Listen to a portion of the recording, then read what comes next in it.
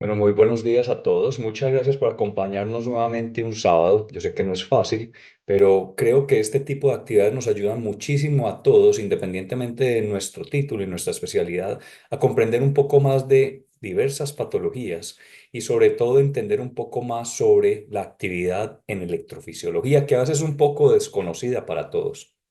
El día de hoy vamos a tener un simposio muy entretenido. Casi siempre cuando hablamos de patologías en electrofisiología estamos pensando en catéteres de última generación, estamos pensando en tecnologías y técnicas novedosas, pero a veces nos olvidamos de lo más básico. Y lo más básico son los dispositivos implantables. Hoy vamos a tener un panel de lujos de conferenciantes no solamente de Colombia, sino también internacionales, con amplia experiencia en cada uno de los temas que nos van a estar presentando y que nos van a estar llevando paso a paso cómo es este tema de implantar, cuidar y evitar complicaciones en distintos tipos de dispositivos. Esto no solamente nos va a ayudar a identificar tempranamente complicaciones, sino además de eso evitarlas y comprender un poco más sobre cómo es que se hace todo esto. Damos entonces agradecimiento a todo el panel de especialistas que tenemos acá, a la Sociedad Latinoamericana del Ritmo Cardíaco LARS, que también se ha unido a esta iniciativa y con quien estamos realizando en conjunto este evento, y especialmente damos agradecimiento a Medtronic, quien nos ha patrocinado para la realización de este tipo de eventos. Ya sin más preámbulos, vamos a empezar entonces con la actividad del día de hoy. Y para empezar vamos a tener ya un conocido en estos espacios, el doctor Gabriel Londoño. El doctor Gabriel es cardiólogo, electrofisiólogo, que actualmente trabaja en la ciudad de Bogotá y nos va a empezar a hablar desde lo más básico, cómo obtenemos los accesos vasculares para los implantes de los dispositivos. Gabriel, muchísimas gracias por estar acá nuevamente con nosotros y bienvenido. Buenos días, muchas gracias. Muy buenos días a todos. Gracias por estar aquí acompañándonos al colegio, por la invitación, a Lars, a todos los asistentes y al panel de expertos que está bien interesante el día de hoy. Y bueno, comencemos con este tema interesante. Como les comentaba el profe Díaz, vamos a empezar con lo que es cómo acceder a nuestros vasos para tener el implante de nuestros dispositivos.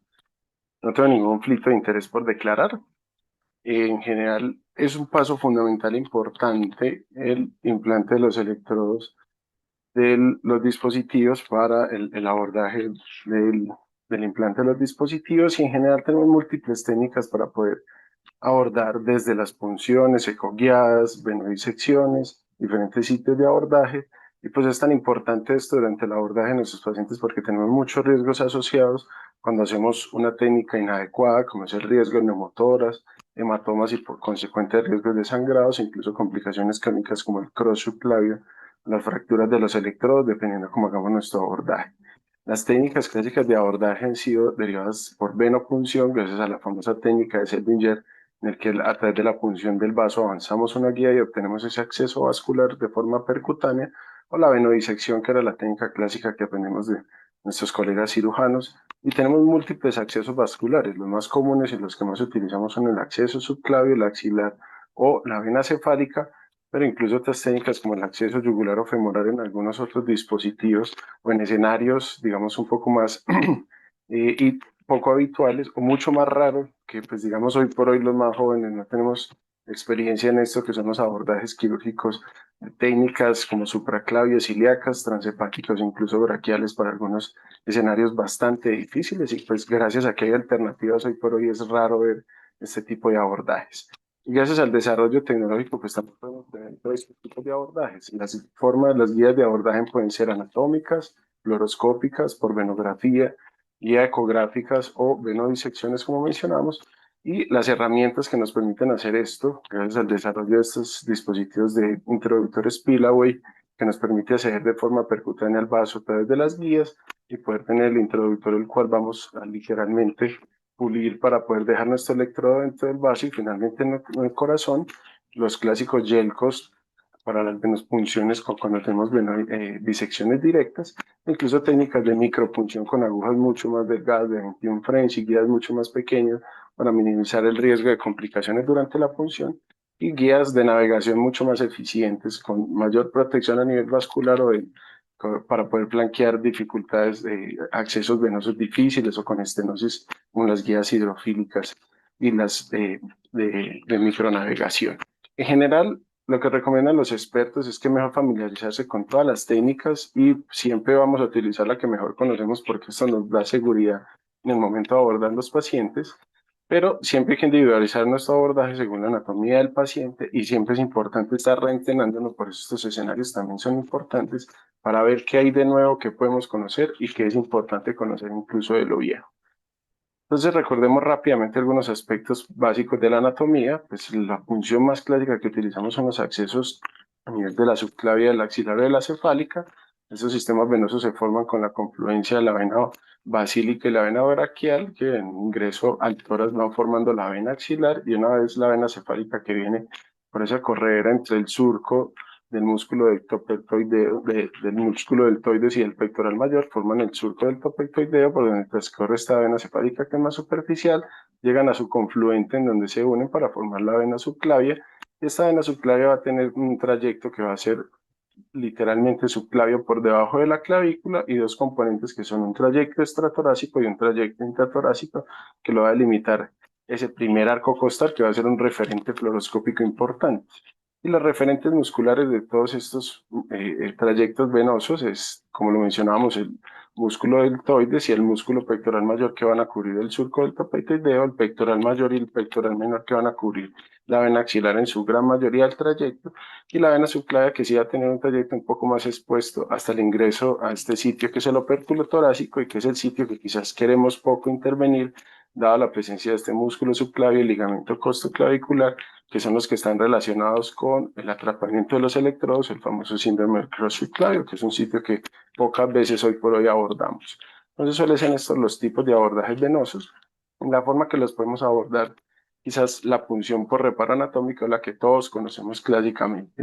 por el abordaje de diferentes catéteres que se pueden insertar a nivel subclavio, que es teniendo el reparo del tercio central de la clavícula respecto al tercio, a los dos tercios laterales, más o menos 2 centímetros por debajo o a un dedo por debajo de este sitio de esta inserción de la clavícula. Hacemos nuestro ingreso de nuestra aguja y hacemos una trayectoria que va dirigida hacia la escotadura external. Lo que hacemos clásicamente es poniendo un dedo de referente en esa escotadura, dirigimos nuestra aguja en sentido hacia la escotadura external, lo que nos permite hacer el ingreso a la subclavia intratorácica. Y si hacemos el referente, digamos, de lo que hacemos nosotros en nuestro abordaje del implante de los dispositivos es que no hacemos ese abordaje en la punción tan proximal, sino un poco más lateral, buscando tener un acceso percutáneo más cercano en donde sería más o menos nuestra incisión del bolsillo. Solemos hacerlo en esta región infraclavicular o en el surco del topectoideo, por ende hacemos esa punción un poco más lateral, pero la técnica siempre busca abordar el ingreso de la punción hacia esa región subclavia intratorácica de la clavícula en esta porción interna.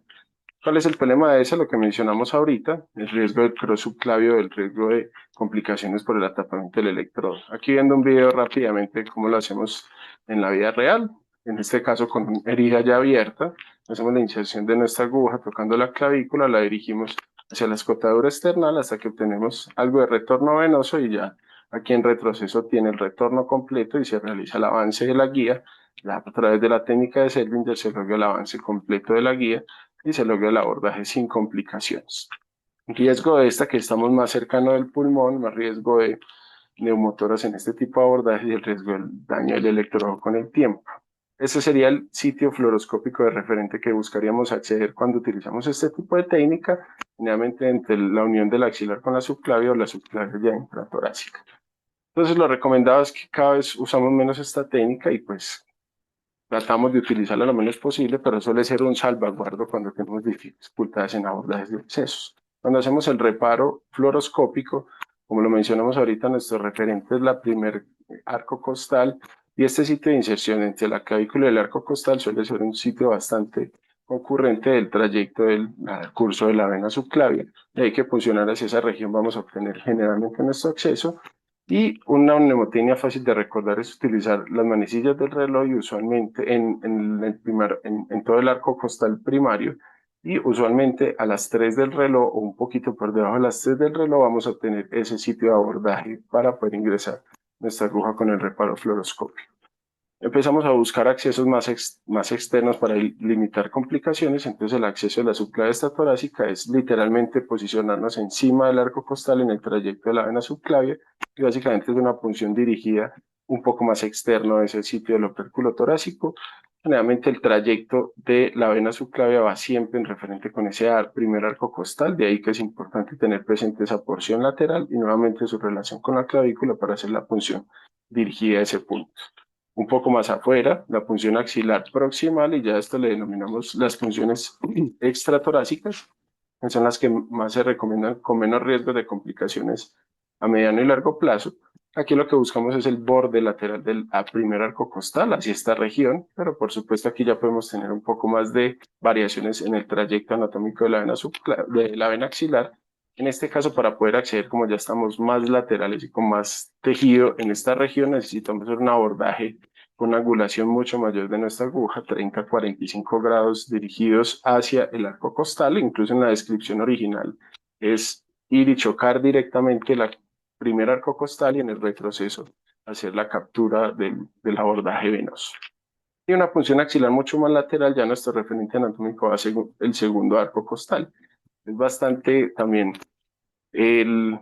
el trayecto de la vena axilar recostado sobre el segundo arco costal, incluso cuando vemos venas tortuosas con diferentes pues, trayectorias de la vena axilar, pero siempre generalmente recostada sobre ese segundo arco costal, por lo que un referente fluoroscópico para la punción de esa vena axilar lateral va a ser ese borde externo del segundo arco costal. Entonces también es importante tener ese referente fluoroscópico del segundo arco costal, y en esta porción lateral de ese arco costal vamos a tener la evidencia del trayecto venoso de nuestra vena axilar para poderla abordar en ese sitio. Por supuesto, es un territorio de mayor paquete muscular, tenemos que transfixiar nuestro músculo pectoral mayor, generalmente unos 4 o 5 centímetros por debajo de la subclavia, y una angulación mucho mayor, incluso hasta de 90 grados según el panículo adiposo de nuestro paciente o según las variaciones anatómicas. El problema en este punto es siempre y cuando no pasemos el borde interno de las costillas, el riesgo neumotor es muy bajo, pero el riesgo de punciones arteriales, ya que transcurre muy en contigüidad a la arteria, es significativo. Por ende, una de las recomendaciones es utilizar estas técnicas modificadas como una visión en caudal de 35 grados o una picograma para poder desplegar mucho mejor la visión de ese opérculo torácico, sobre todo en esos pacientes que tienen ese ápex tan prominente por encima de la clavícula, en el que los trayectos laterales de los primeros arcos costales no los vemos tan bien. Cuando ponemos en posición caudal podemos desplegar mejor todo este trayecto, y nuevamente en el primer y segundo arco costal vamos a tener la trayectoria de nuestra vena axilar y subclavia mucho más marcada, siendo más caudal y anterior que la arteria axilar que la vemos en esta imagen aquí también referenciada. Entonces, un video rápidamente mostrando cómo sería el abordaje de este sitio. Hacemos la punción más o menos unos 60, 95 grados de inclinación en este picograma, dirigiendo hacia el borde lateral de la primera,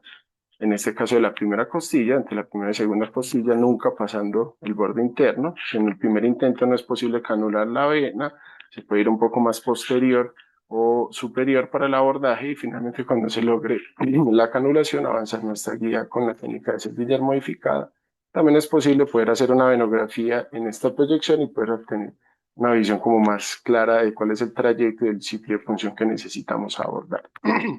Si bien la venografía no es una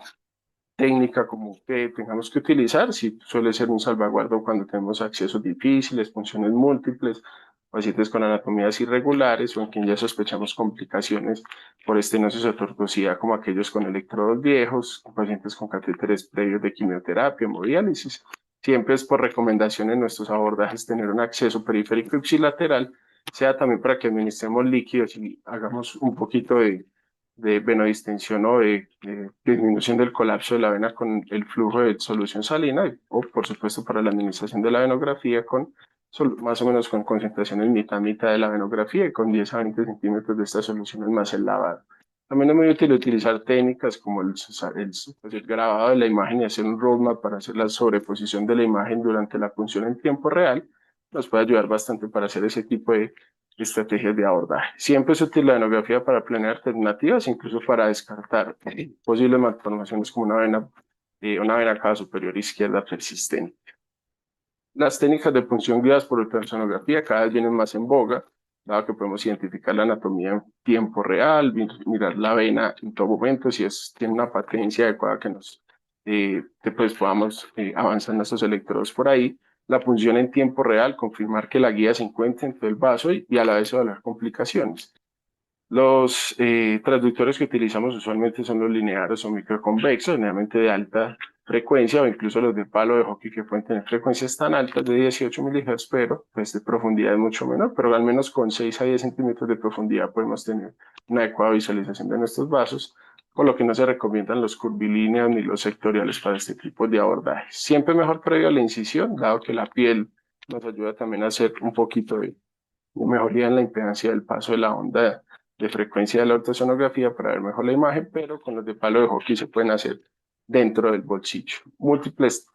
equipos que podemos utilizar, ya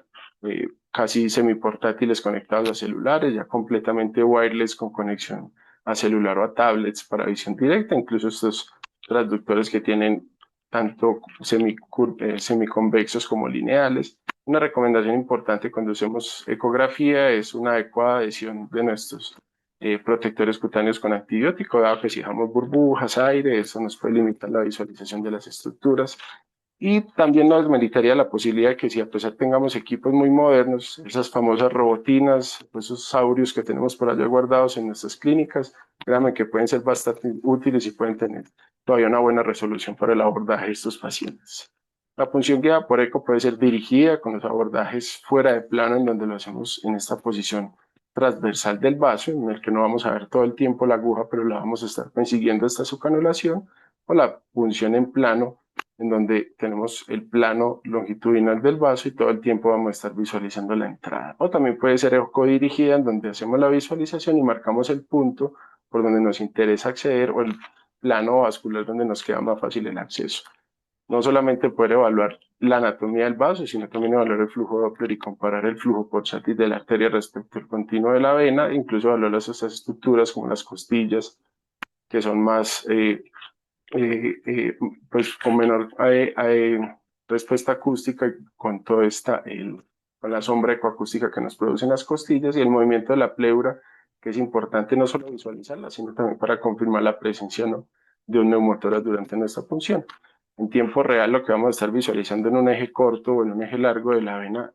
axilar es que vamos a ver una vena grande que siempre suele tener algo de referente pulsátil de la arteria que está lateral, pero que cuando hacemos las pruebas de compresión de la vena vamos a ver que la vena es compresible, y si le hacemos el Doppler vamos a ver ese flujo continuo. Entonces es importante estar viendo todos esos detalles ecográficos a la hora de hacer nuestros abordajes. Y en el momento de la punción, cuando hacemos las punciones fuera de plano, pues lo que vamos a estar viendo es solamente el ingreso de nuestra aguja en el momento de la punción, o dentro del plano lo que vamos a ver es todo el tiempo nuestra aguja ingresando directamente al vaso, y pues poder incluso visualizar el ingreso de la guía a través de nuestro vaso. Cuando lo vemos en casos reales, pues cuando lo hacemos en función de la vena axilar en una técnica dentro del plano, pues vamos a estar viendo nuestra aguja entrando a través de todos los tejidos subcutáneos y el plano muscular hasta que logramos hacer el tenting de nuestra pared vascular, y haciendo movimientos rotativos o de microtenting que lo describen para poder acceder finalmente al vaso de una forma menos traumática, hasta que veamos que nuestra aguja se encuentra completamente libre dentro del vaso, y ahí poder acceder, obviamente confirmar haciendo aspiración o confirmando el retorno venoso durante la punción, y así estar seguros que avanzamos, le hicimos una punción segura sin complicaciones. Y cuando lo hacemos ya fuera del plano, los abordajes que son con fuera de plano, que suelen ser incluso un poco más frecuentes de utilizar, dado el tamaño de los transductores que tenemos regularmente, pues para evitar hacer punciones muy laterales y muy profundas. Y cuando hacemos la punción fuera de plano, lo que vamos a estar viendo es el tenting constante sobre el tejido celular subcutáneo, el plano muscular, hasta que vemos el tenting y la aguja ingresando propiamente dentro del vaso y obteniendo nuestro retorno venoso para poder avanzar nuestra guía posteriormente. Como lo mencionábamos, el palo de hockey se puede utilizar dentro de la herida, y pues tener una visión mucho más directa y mucho más clara con este tipo de transductores, aunque con algunas limitaciones de este tipo de dispositivos. Otra guía como importante de utilizar durante el eco es utilizar el Valsalva para dilatar y hacer aumento de la presión venosa dentro de nuestros vasos, y incluso es descrito con esta técnica aumenta hasta 2 veces el tamaño del vaso para la punción. Es una técnica que es segura. Hacer un Valsalva al final de la expiración, poder acceder mucho más fácil a nuestro vaso, o incluso hacer una anestesia regional utilizando inyección de bupivacaína entre el pectoral mayor y menor para hacer un bloqueo de nuestro plano intermuscular ahí, que es bastante útil tanto para la anestesia intra como posoperatoria, reduciendo la morbilidad de los pacientes. Si bien con agujas especiales de anestesia, también se pueden utilizar con las agujas convencionales. Finalmente, la aproximación cefálica, pues es una de las técnicas clásicas conocidas en donde en el surco del pectoideo, en esa almohadilla grasa, hacemos la disección hasta que reparemos nuestra vena cefálica, y generalmente le hacemos 2 jaretas de protección hemostáticas para poder abordarlas, y ya sea que le hagamos una técnica de venotomía en la que con la uñita que tenemos dentro de nuestros equipos podemos avanzar directamente el electrodo, la clásica técnica de venopunción directa, en el que con un yelco, con una aguja podemos hacer la punción y avanzar una guía, y por técnica de retenida hacer el avance de 2 o 3 guías según la patencia de, de nuestro vaso. Generalmente el problema de esto es que a veces es pequeño, es tortuoso, tiene cursos irregulares, entonces es la técnica que menos éxito tiene de poder abordar el vaso, pero es una técnica bastante útil, aquí viéndolo en video en tiempo real. Vemos cómo vamos disecando ahí esa grasita, cómo vamos haciendo el reparo de nuestra vena, cuando ya la tenemos delimitada. En este caso hacen 2 reparos, a veces con un solo reparo es suficiente, pero siempre importante hacer control hemostático de ambos sitios de abordaje donde vamos a hacer la punción, y después con nuestra aguja hacemos la punción directa. En este caso se funciona directamente con la aguja y se avanza la guía por esta técnica. A través de esa guía avanzaremos posteriormente en nuestro pillaway, y con el Pillaway, pues aquí lo que podemos obtener es ya nuestro abordaje vascular libre. Para en este caso que necesitamos un marcapasos bicameral, poder tener con guía retenida el avance de 2 guías y ya tener en una sola punción este acceso vascular dual. Siempre después de avanzar cualquier tipo de guía, debemos confirmar que nos encontremos en sistema venoso y que hayamos llegado a cavidades derechos o a la vena cava inferior. No sea el caso que encontremos en el lado izquierdo, ya sea por punción arterial o en este caso porque hayamos accedido a una vena cava superior izquierda persistente, que siempre es mejor confirmarlas por venografía y estar seguros que vamos a poder llegar a nuestras cavidades derechas y a poder implantar nuestro dispositivo. Ya con nuestras guías en sistema venoso, o sea que avancemos nuestros introductores como la guía retenida que vimos, y con esto ya tenemos un acceso vascular seguro, sin complicaciones y de forma adecuada. Ya para finalizar, respecto a la evidencia de qué es mejor o qué no, pues el doctor Viñoles, el doctor Bejar hablando de cuáles son las elecciones de poder utilizar cuál tipo de técnica. Realmente es bastante variable en el uso de cada una de las técnicas, cada una tiene sus ventajas y desventajas. Las punciones de la vena cefálica, por supuesto, el riesgo de neumotoras es mínimo, bajo riesgo de falla al electrodo, poco tiempo de fluoroscopio, y el riesgo de puncionar una arteria es baja, pero lastimosamente es la que menos éxito tiene por la variación anatómica de los trayectos de este tipo de trayecto venoso, y el riesgo de sangrado es mucho mayor con esta técnica. La clásica punción subclavia intratorácica es la que mayor éxito tiene, que nos demoramos poco, pero el riesgo de neumotoras, de falla al electrodo, el riesgo de punción arterial o del plexo nervioso es muy complicado. De ahí que lo denominamos los accesos extratorácicos venosos, sea fluoroguiados o por ultrasonografía, son los más recomendados. Si bien en la literatura nos dicen que pudieran ser todos iguales, sin duda el riesgo de neumotoras y de falla del electrodo es mayor con la punción subclavia que con respecto a la vena cefálica o a las funciones extratorácicas. Lo mismo nos lo confirman los metaanálisis, donde reportan que el éxito del abordaje con la vena cefálica es mucho menor con respecto a las otras, pero cuando comparamos los abordajes subclavios versus los axilares, el riesgo de complicaciones con los axilares es mucho más bajo que con los subclavios dirigidos directamente. Si esto lo dirigimos por